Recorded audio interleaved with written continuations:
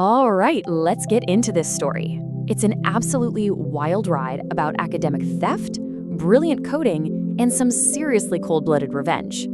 It's that age-old story of a mentor stabbing his student in the back. But this one comes with a digital kill switch. And this right here is where it all kicks off. I mean, can you imagine? You pour years of your life, your heart, your brain, into some truly next-level work. And the one person you're supposed to trust just looks you in the eye and calls it crazy, all while he's secretly stealing it. This is way more than just a disagreement. It's a profound betrayal, and it sets the stage for everything to come.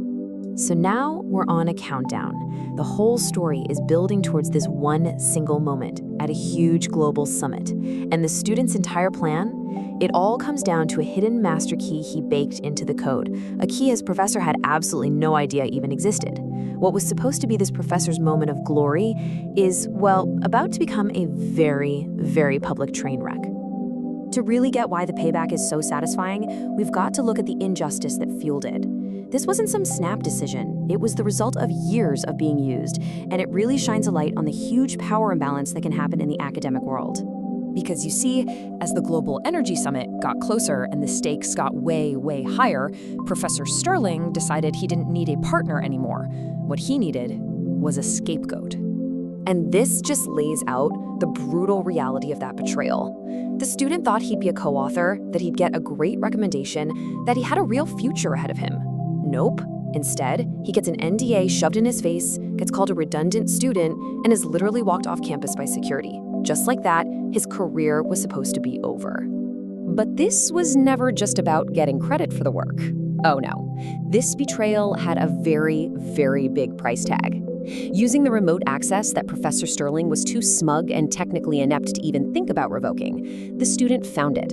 A $50 million deal with a private energy company. A deal built completely on his stolen algorithm. So Sterling wasn't just stealing the algorithm, he was committing massive fraud. He had faked the data, totally cooked the books to make his fusion reactor seem 10 times more stable than it actually was. He was selling a fantasy to the highest bidder. And this chart right here shows you the huge gaping chasm between what he promised and what was actually real. Professor Sterling seems to have forgotten a basic law of the universe.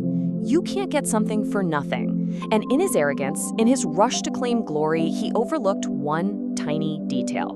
The guy who wrote the code, he still had the keys, and a plan was already kicking into gear. Now, this plan was brilliant. It wasn't just about crashing the simulation. It was a 3-part surgical strike designed for absolute maximum public humiliation. Step 1, swap the fake physics with the real physics, live. Step 2, pull up the bank records showing the embezzlement. And Step 3, broadcast all of it, the scientific failure and the financial fraud, to every single screen in the room. Genius. Okay, so let's go to the Global Energy Summit. The stage is set, the most important people in the energy world are watching, and Professor Sterling is about to give the performance of a lifetime. Just not the one he was planning on. As Sterling starts the live simulation, you could hear a pin drop in that ballroom. But instead of the beautiful green numbers he was expecting, the screen started to flash. The data began to turn a horrifying blood red, showing critical system failure and massive energy leakage. The math, the real math, was finally telling its story for the whole world to see. The fallout was instant. It was a catastrophe. Sterling's smug grin just melted off his face, replaced by this ghost white look of pure, unadulterated panic.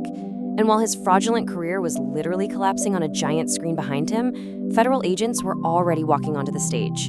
In that single moment, he lost more than just a grand or a shot at a Nobel. He lost everything. And there it is, the perfect punchline. This was the ultimate payoff. A scientifically precise, perfectly executed revenge. It wasn't angry or messy. It was cold, it was calculated, and it was delivered at the exact moment it would do the most damage. Absolute zero indeed. So, what actually happens after a career implodes that spectacularly on a global stage? Let's take a look at what was left after all the dust settled. The final scorecard is, well, it's pretty decisive. Professor Sterling traded his fancy lab coat for a prison jumpsuit, 12 years for fraud and embezzlement. And the student, the one he called redundant, He went on to actually finish the algorithm, made sure the university got the patents back, and then started his own successful company. A pretty stark difference in how things turned out, huh? At the end of the day, this story is just a powerful lesson. Sterling thought he'd made it to the top of his field, but he forgot that the higher you climb, the more people can see what you're standing on. And if your foundation is built on lies, it's really not a question of if it'll fall apart, but when. And that really just leaves us with one last thing to think about. If you are faced with that kind of incredible betrayal, what would you do? Would you just walk away and try to start over somewhere else? Or would you pull the trigger on your own poison pill protocol and make sure the truth comes out no matter the cost? It's a tough one to think about.